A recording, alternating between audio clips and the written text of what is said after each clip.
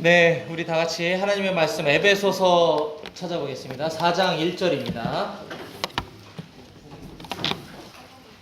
네, 4장 1절이요.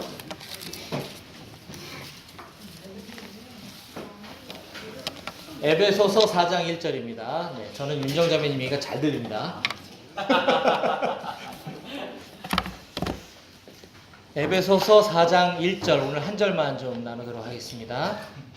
찾으셨으면 다 같이 함께 한 목소리로 읽어보겠습니다. 시작.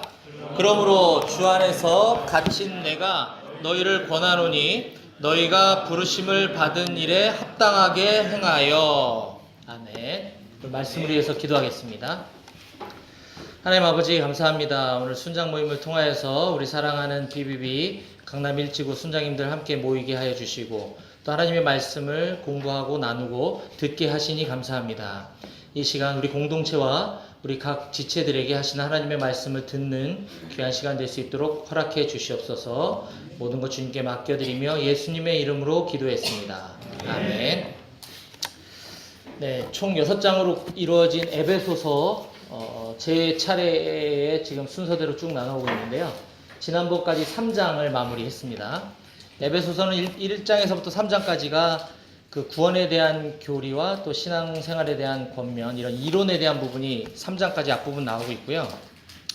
오늘부터 시작되는 4장부터 6장까지는 그 지금까지 사도 바울이 쭉 이야기해왔던 그 이론에 대한 실천편을 다루고 있습니다.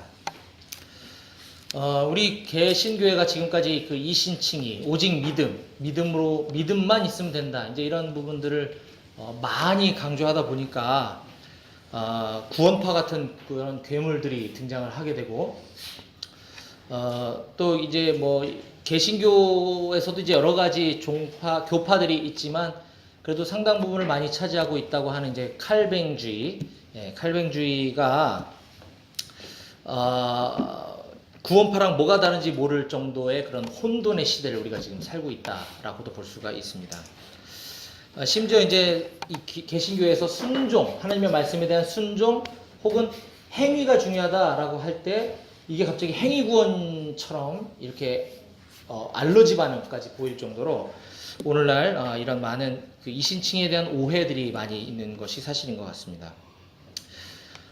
그러다 보니까 신광은 목사님이라고 하는 분이 쓰신 책 중에 천하무적 아르뱅주의라고 하는 책이 있어요. 혹시 보신 분들이 계신지 모르겠지만 천하무적 아르뱅주의라고 하는 책이 있는데, 이 책의 제목이 암시해 주는 것처럼 오늘날 이렇게 많이 왜곡되어 있는 그런 이신칭의에 대한 교리들, 그리고 이런 어떤 자기중심적인, 그러니까 믿기만 하면 된다 그러니까 쉽게 편의주의적으로 신앙생활 할 수 있다고 생각을 하고 행위는 중요하지 않아, 난 믿기만 하면 돼 라고 하는 이런 어떤 괴물 신학을 갖다 이렇게 비평하기 위한 책인데, 이 아르메니안주의의 그 단어와 그다음에 칼뱅주의의 그 단어를 합성시켜 놓은, 그러니까 이 아르메니안주의에서는 좀 여기까지는 내가 수용하기 편하고 칼뱅주의에서는 믿음만 가져오려고 하는, 그래서 이걸 합성해서 아르뱅주의라고 하는 그런 책을 제가 읽었던 기억이 납니다.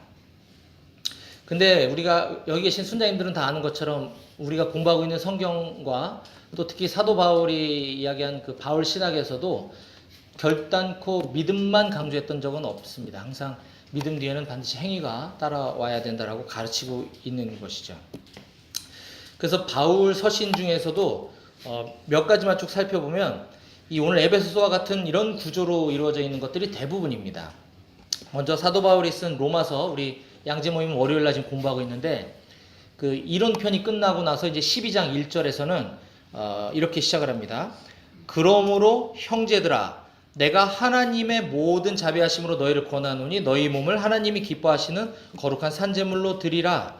이는 너희가 드릴 영적 예배니라. 그러므로 형제들아, 앞에 그 구원에 대한 이신칭의, 오직 믿음에 대한 부분들을 가리키고 나서 그러므로 형제들아 너는 이렇게 살아라 라고 이야기하고 있고요. 또 갈라디아서 5장 1절에 보게 되면 갈라디아서도 마찬가지입니다. 4장까지 이론에 대해서 사도 바울이 쭉 이야기해주고 나서 5장 1절에 이렇게 시작을 합니다. 그리스도께서 우리를 자유롭게 하려고 자유를 주셨으니 그러므로 굳건하게 서서 다시는 종의 멍에를 매지 말라. 그러므로 이렇게 살아라 라고 이야기하고 있고요. 또 골로새서는 총 4장으로 쓰여져 있는데 앞에 1장, 2장이 이론에 대해서 또 이야기를 하고 나서 3장 1절에 이렇게 시작합니다. 그러므로 너희가 그리스도와 함께 다시 살리심을 받았으면 위의 것을 찾으라. 그러므로 라고 이렇게 시작하면서 지금까지 내가 얘기한 것들에 대한 실천을 이렇게 해라라고 이야기를 합니다. 또 데살로니가전서 4장 그러니까 3장까지도 마찬가지 이론을 가르쳐주고 4장 1절에서 또 이렇게 바울이 시작을 합니다. 그러므로 형제들아 우리가 끝으로 주 예수 안에서 너희에게 구하고 권면하노니 너희가 마땅히 어떻게 행하며 하나님을 기쁘시게 할 수 있는지를 우리에게 배웠으니 곧 너희가 행하는 바라. 더욱 많이 힘쓰라. 그러므로 형제들아 우리가 끝으로 너희에게 이렇게 권면하겠다라고 얘기하고 있는 것이죠. 이처럼 바울 서신서는 대부분 이런 구조로 이루어져 있다라는 것을 우리가 염두에 둔다면 오늘 우리가 나누고자 하는 에베소서 이론이 끝난 실천편이 시작하는 4장 1절에서도 동일한 패턴으로 시작되는 것을 우리가 볼 수 있습니다. 우리가 처음에 읽었던 4장 1절 말씀을 한 번만 더 같이 한 목소리 읽어보겠습니다. 시작. 그러므로 주 안에서 갇힌 내가 너희를 권하노니 너희가 부르심을 받은 일에 합당하게 행하여. 네네, 예, 좋습니다. 여기까지 보고요. 이제 실천편이 이제 시작을 하면서 그러므로라고 시작되고 있는 것을 우리가 보았습니다. 지금까지 너희가 구원이란 무엇인지 어떻게 살아야 되는지에 대해서 내가 이야기했는데 앞으로 이러이러한 것들을 지키며 적용하며 살았으면 좋겠다라고 하면서 처음 시작할 때 그 꺼내는 화두는 사실은 4장 1절부터 16절까지를 전체로 하나로 볼 수가 있는데 거기서 바울이 강조하고자 하는 것은 바로 하나됨입니다.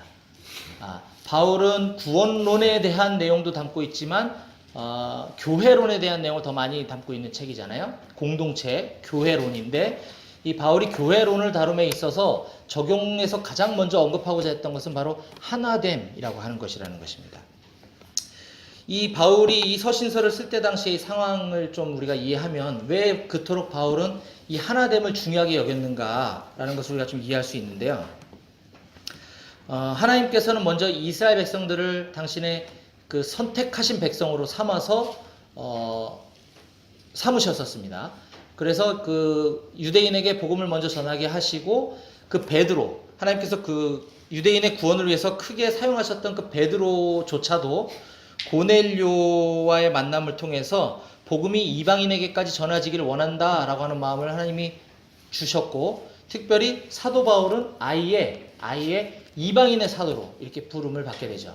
그래서 복음이 유대인에게만 머물러 있는 것이 아니라 이방인에게 이제 확산되어 갈 즈음에 지금 이 에베소 공동체에는 유대인 그리스도인들과 이방인 그리스도인들이 지금 혼합되어 있는 상황인 것입니다.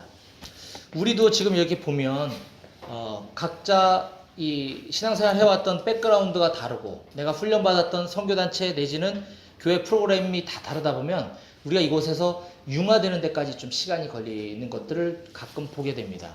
하물며 이 당시 에베소 공동체는 말할 나위가 없겠죠. 그래서 이 할례 문제를 가지고 할례를 받아야 된다, 이방인 너희도 받아야 된다, 안 받아도 된다, 뭐 이런 것들 가지고 싸우기 시작했고, 그다음에 모세의 율법을 지키는 문제를 가지고 또 심하게 다퉜던 당시의 교회 공동체의 모습이 바로 그러했기 때문에 바울은 이 교회론에 대한 실천 적용을 이야기하면서 가장 먼저 한화됨을 얘기하고 있는 것입니다. 오늘날 우리의 상황을 좀 한번 생각해 봤습니다. 먼저 우리의 직장 환경도 이렇게 보게 되면 제가 다니고 있는 직장만 하더라도 그런 것 같습니다. 저희 직장에는 소위 이제 성골진골이라는 말이 이렇게 있어요. 뭐냐면 이 자리에는 계신지 모르겠지만 우리 농협은행 혹은 농협중앙회로 입사를 해서 쭉 오시다가 2012년도에 농협금융지주가 농협은행, 농협생명, 농협손해보험으로 이렇게 분사가 되면서 이제 지원해가지고서 이렇게 가신 분들이 소위 이제 정통 농협파죠, 말하자면. 여기 성골이라고 얘기하고 2012년도에 이렇게 분사가 되면서 그 지원자들이 적다 보니까 성골 출신들이 적다 보니까 저처럼 이제 타사의 경력직들을 각 파트별로 이렇게 채용해서 뭐 일부는 정규직 전환이 된 사람도 있고 아직 안 되고 전문직 계약직 상태로 있는 사람도 있는데 뭐 이런 분들을 소위 이제 진골이라고 얘기도 하고, 그 중에 뭐 전환됐냐 안 됐냐 가지고 뭐 성골, 진골, 뭐 몽골이라는 말도 있는데 몽골이 뭔지 제가 잘 모르겠습니다. 아무튼 그 안에서 이렇게 보게 되면 참 안타까운 것들을 보게 돼요. 그러니까 저처럼 이런 진골들은 아유 농협 출신들 보험도 모르면서 이런 약간의 그런 어떤 무시하는 경향, 또 이 농협에서 쭉 자란 이 성골 분들은 우리 같이 외부에서 온 사람들 보고 아유 농협의 정서도 모르는 것들이, 이런 반목과 이런 것들이 지금 8년이 지나도록 없어지지 않고 있는 것들을 보게 됩니다. 제가 볼 때 아마 제가 퇴직할 때까지도 이런 건 없어지기 쉽지 않을까라는 생각을 하게 되는데, 아마 비단 저희 직장만의 문제는 아닐 거라고 봅니다. 어떤 형태로든 뭐 학연이 됐든 지연이 됐든 이렇게 하나됨이 어렵다라는 것들을 많이 보게 되는데요. 뭐 세상은 그렇다 손 치더라도 우리가 다니고 있는 교회의 모습은 어떤지 한번 좀 들어봤으면 좋겠습니다. 저는 제가 군대 생활을 7년을 하고 제대하면서 이제 저희 미정자매님께서 다니셨던 교회에 제가 이제 적을 두고 이제 신앙생활을 처음 시작을 하게 됐는데, 서울에 있는 그 순복음교회였습니다. 순복음 건물에 이렇게 새에 들어 있는 작은 교회였는데, 이제 저는 이제 그때 당시에 비비에서 이제 막 훈련받고 순장이 되고 막 이런 삶을 살 때 이제 막 한참 뜨거워지려고 했을 때, 교회 안에 이제 어떤 새신자 양육이라든지 뭐 아니면 기존 신자들 이런 훈련하는 프로그램이 이렇게 작은 교회니까 그런 게 이제 전혀 없을 때였습니다. 그래서 제가 남선교회 회장, 40대 미만 남선교회 회장을 할 때 우리 남선교회 회원분들과 함께 그 큐티 나눔을 좀 이렇게 해봐야 되겠다 막 했을 때, 어디서 이런 걸 자꾸 시키냐 뭐 이런 분위기 그래서 어려워하시는구나 생각이 들어서, 그러면 목사님 설교 말씀을 가지고 우리가 일주일 동안 잘 묵상하다가 다음 주에 그 말씀을 가지고 어떻게 살아냈는지에 대해서 우리 좀 이렇게 편안하게 좀 나눕시다 라고 했는데, 왜 당신이 회장이 되고 나서 이런 걸 자꾸 우리에게 시키냐, 진짜 이런 컴플레인을 제가 받았어요. 우리가 지금 직장 생활하기 얼마나 바쁜데 자꾸 이런 거 하라 그러냐. 그래서 제가 좌절했던 적이 한 번 있습니다. 심지어 직장에서 제가 전도하고 이렇게 데려왔던 교회 청년들이 있었는데 새 가족을 양육할 수 있는 게 없으니까 이제 제가 모임에서 배운 대로 이제 혼자 이렇게 대예배 끝나고 오후 예배 시작하기 전에 시간 남을 때 이제 다들 뭐 아이스크림 사 먹으러 가고 뭐 동네 게임방 갔다 오고 뭐 이렇게 있을 때 저는 여기서 이제 그 새 가족 양육을 하고 있었는데 다들 좀 이렇게 약간 불편해하는 듯한 시선들, 그런 것들을 보면서 이게 참 어렵다라고 하는 생각을 갖게 되었고, 뭐 그거가 이유가 되진 않았지만 이제 그 다음에 어쨌든 교회는 지역에 있는 교회를 섬기는 게 옳겠다라고 하는 제 개인적인 주관적인 판단에 따라 저희 동네 쪽에 있는 교회로 이제 교회로 옮겼습니다. 그래서 그 다음에 찾아간 곳은 감리교회였는데, 뭐 감리교회가 잘못됐다는 것이 아니라 이제 그 교회에 있었던 여러 가지 어려움과 또 이런 핍박과, 이거는 나중에 기회가 되면 얘기하고 오늘은 생략을 하겠습니다. 그래서 제 교회를 또 한 번 옮기게 됐고요. 그 다음에 간 곳은 저희 동네 근처에 있는 한적한 전원교회였습니다. 전원교회. 여긴 또 장로교회였어요. 참 재밌죠? 순복음 갔다 감리교 갔다 장로교까지 왔는데, 그 전원교회는 장로교답지 않게 예배가 굉장히 뜨거웠어요. 막 찬양과 기도도 굉장히 뜨겁고 장로교답지 않게 장로 무시하는 거 아닙니다. 네. 하여튼 그래서 너무 좋았어요. 그래서 여기에 적을 두고 이제 등록을 해야 되겠다. 근데 이제 그 교회 사모님이 부목사님이시더라고요. 그래서 이제 부목사님과 이제 먼저 1차 면담을 하고 등록 카드를 쓰고 딱 하고 이제 그 다음 주에 딱 예배를 들어갔는데, 담임 목사님이 이제 예배 시간이 이렇게 쭉 하면 거의 말미에 새로 오신 분들 이렇게 환영하잖아요. 우리 하는 것처럼. 그럼 하는데 우리 이름을 안 부르시더라고요. 그래서 깜빡하셨나 보다 저분이 지난주에 써서 그랬나? 그랬는데 뒤에서 이제 나가시는 이제 교인들 한 분 한 분 이렇게 악수하면서 인사를 하는데, 김 집사님 가정은 등록을 보류하겠습니다. 네. 끝나고 저하고 잠깐 면담 좀 하고 가시죠 이러시는 거예요. 등록을 보류하겠다고. 그래서 이제 목사님과 이렇게 면담을 했는데, 이제 목사님 말, 이제 집사님이 이제 선교단체에서 훈련받고 오셨다는 얘기를 들었습니다. 근데 저희 교회 과거에 이거 얘기를 해도 되는지 모르겠지만 내비게이터 출신의 분들이 오셔서 그 선교단체 분들이 이제 믿음이 좋아 보이잖아요. 일단 교회에 딱 들어가면. 그래서 되게 열심히 하셨던 분들이 계셨는데 성도님들이 이제 많이 따랐겠죠. 그러다가 뭐에 대해서 하여튼 교회에 불만이 있었는지 교회를 옮길 때 기존에 있던 뭐 여기서 자란 집사님들, 뭐 찬양 인도하시는 분들, 성가대장님들이 다 그분 따라서 교회를 나갔다는 거예요. 그래서 저보고 딴 데 알아보라고 등록을 거부 당한 적이 있습니다. 아, 그 목사님이 참 힘드셨겠다라는 거 이해는 가요. 여러분들도 이해는 가시지 않나요? 근데 과연 그게 맞나? 전 지금도 잘 모르겠어요. 전 지금도 잘 모르겠어요. 네. 그러니까 이런 것들 보면서 야, 이 교회 안에 뭐 선교단체 출신, 뭐 우리 교회 출신, 뭐 남의 교회 출신, 우리 교회 출신, 뭐 무슨 아까도 얘기했지 순복음 출신, 참 이게 참 야, 이게 하나 되는 게 참 어렵구나. 사도 바울이 이 에베소서를 기록될 당시뿐만 아니라 오늘날도 이게 참 문제다라는 생각을 좀 많이 갖게 되었습니다. 아마도 오늘 제가 이 에베소서를 메시지하기 위해서 하나님께서는 저에게 많은 형태의 교회 모습을 체험하면서 이렇게 가르쳐 주시고자 하지 않았나라는 생각을 좀 하게 됩니다. 어쨌든 이런 이제 모습들이 있고요. 우리가 이제 교회뿐만 아니라 BBB도 한번 좀 생각해 보자는 말씀을 좀 드리고 싶습니다. 네, 우리 BBB도 많은 어떤 BBB 오기 전까지 사람들마다 저마다 아마 내가 하나님을 만나게 된 계기는 다양할 겁니다. 어떤 분들은 뭐 기도원에 가서 뜨겁게 하나님 만난 분도 계실 것이고 성령 체험을 하고서 오신 분도 계실 것이고 뭐 어떤 찬양 집회에서 또 은혜 받은 분들도 있을 것입니다. 근데 이 공동체 안에서 각자 그것들을 다 내가 받은 게 정답인 것이냐 주장한다면 공동체는 하나 될 수 있을까요? 그렇죠. 그게 아니라는 거죠. 그래서 그 모든 게 맞고 틀리고의 문제가 아니라 이 다양성을 존중해 주면서 하나 되는 것이 되게 중요하다라고 하는 것입니다. 그렇지 않다면 우리가 사역을 할 때 우리는 1년 사역 계획 중에 뭐 대형 찬양 집회 가는 것도 집어넣어야 될 것이고 어디 성령 집회 갖고 막 트랜스폴 이것도 해야 될 것이고 이런 것들 다 집어넣고서 우리가 이 주님이 우리 공동체에 주신 비전을 이루기는 어려울 것이다라는 것이죠. 네. 국민일보의 이태영 기자라고 하시는 분이 지금 목사님 되셨나 잘 모르겠는데 쓰신 책 중에 더 있다라고 하는 책이 있습니다. 더 있다. 이거 좀 나온 지 오래된 책인데 그 책을 보신 분들이 계신지 모르겠지만 이 서로 각자 다른 영역에 대해서 하나님께서 크게 사용하셨거나 지금도 크게 들어 쓰고 계시는 10분의 국내외에 있는 그 유명하신 분들의 그 특징들을 이렇게 인터뷰하면서 10개의 챕터로다가 이렇게 정리해 놓은 책이 있습니다. 몇 분들만 좀 소개해 보면 주님의 제자가 되는 길뿐입니다.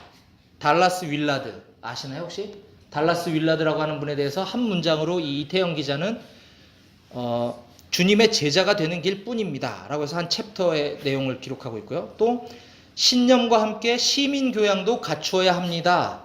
리처드 마우라고 하는 분. 그리고 멈추지 말고 복음을 전해야 합니다. 로렌 커닝햄. 하루 종일 예수님과 함께. 유기성 목사님. 또 먼저 그의 나라와 정의를 구하십시오. 대천덕 신부님.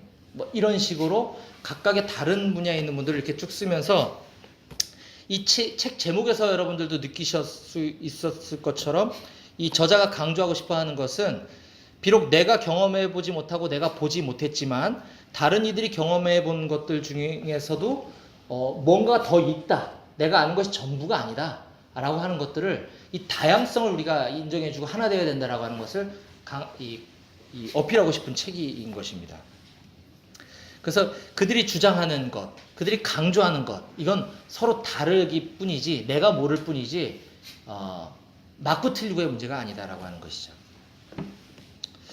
그래서 우리 BBB 공동체 안에도 그런 뭐 말을 하든 안 하든 간에 이 안에도 우리 다양한 생각들이 저는 존재할 수 있다고 생각을 합니다. 아까 얘기한 것처럼 우리 공동체는 왜 이렇게 재활 단체나 불우한 이웃을 돕는 것들을 왜 우리는 안 하는 거야? 내지는 우리도 왜 1년에 한 번씩 이런 막 성령 집회 같은 데 좀 가서 은혜 받으면 좋잖아? 뭐 이런 각자 이제 영향받은 거에 따른 이런 생각들을 충분히 가질 수가 있다고 저는 생각합니다.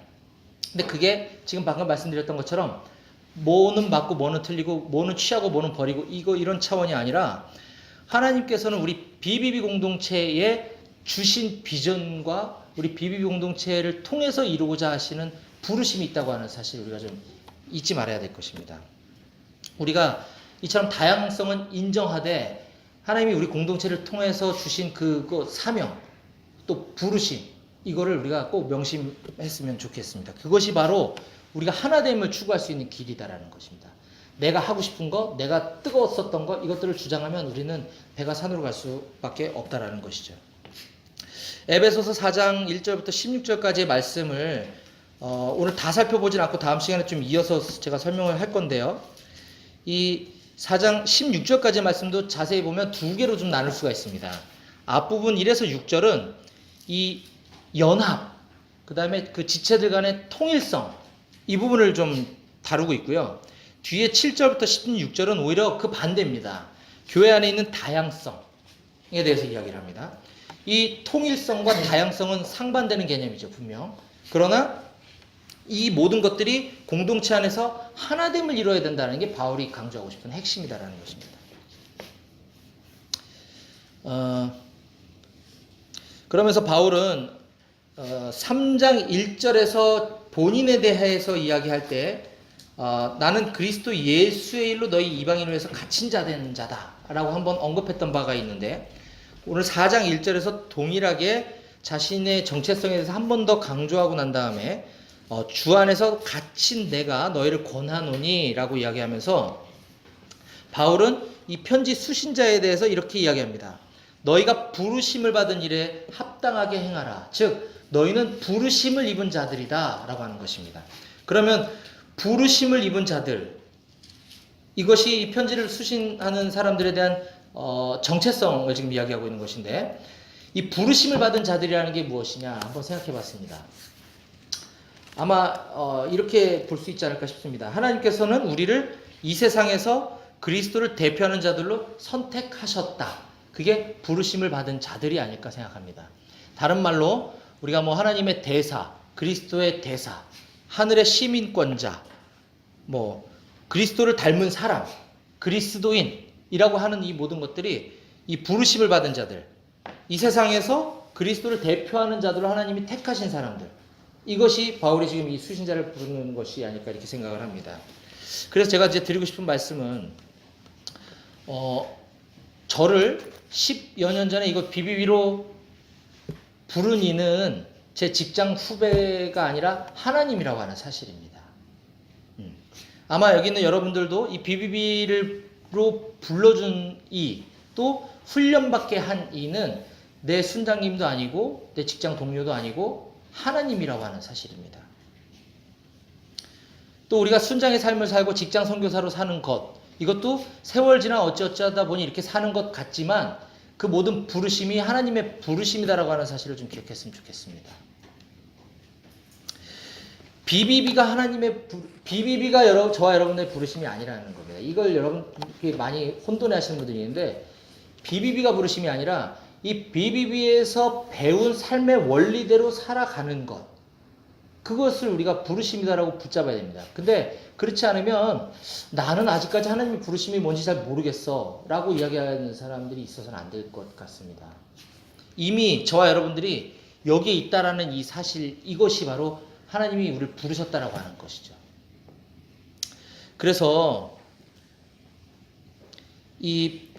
오늘 우리가 4장 1절 한 절만 지금 읽었는데 이 부르심을 받은 일에 합당하게 행하는 삶 내가 지금 이곳에 앉아있는 이것이 하나님이 부르신 거다라는 사실을 여러분들이 인정한다면 내가 BBB를 통해서 배우고 훈련받은 대로 순장의 삶을 살고 직장 선교사의 삶을 사는 것이 하나님의 부르심이다라는 사실을 여러분들이 동의하신다고 한다면 그 다음에 어떻게 살아야 될지는 우린 너무 잘 알고 있습니다.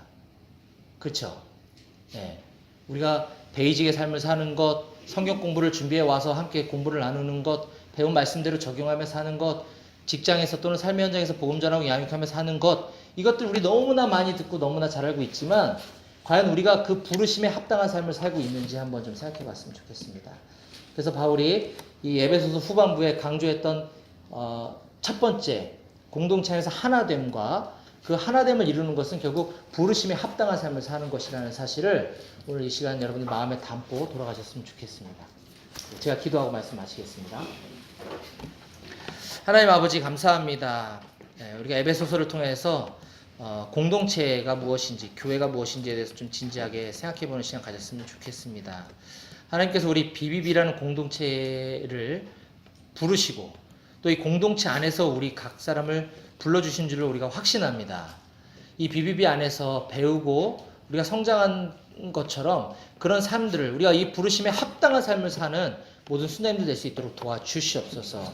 우리가 어느덧 월요일날 목요일날 모임에 나오는 것이 그냥 당연시 되다 보니까 바쁘다 보니까 그냥 왔다 갔다 하는 경우도 없지 않아 있는 것 같습니다. 우리가 말씀을 읽어도 마음이 냉랭한 경우도 있는 것 같습니다.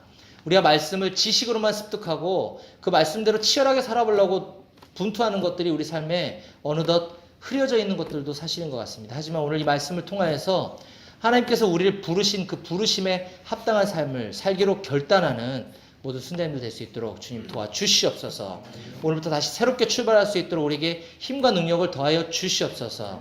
그래서 우리 직장 안에서 다시 한번 심기일전하여 복음을 전하고 제자 삼는 삶을 살 수 있는 우리 모든 강남 일지구 형제자매님들 될 수 있도록 주님 도와주시옵소서. 그래 올 2019년도에 우리 BBB 공동체와 우리 여기 있는 모든 순자님들을 통하여서 하나님께서 행하실 놀라운 일들을 기대합니다. 모든 것 주님만 의지합니다. 감사드리며 예수님의 이름으로 기도했습니다. 아멘. 수고하셨습니다.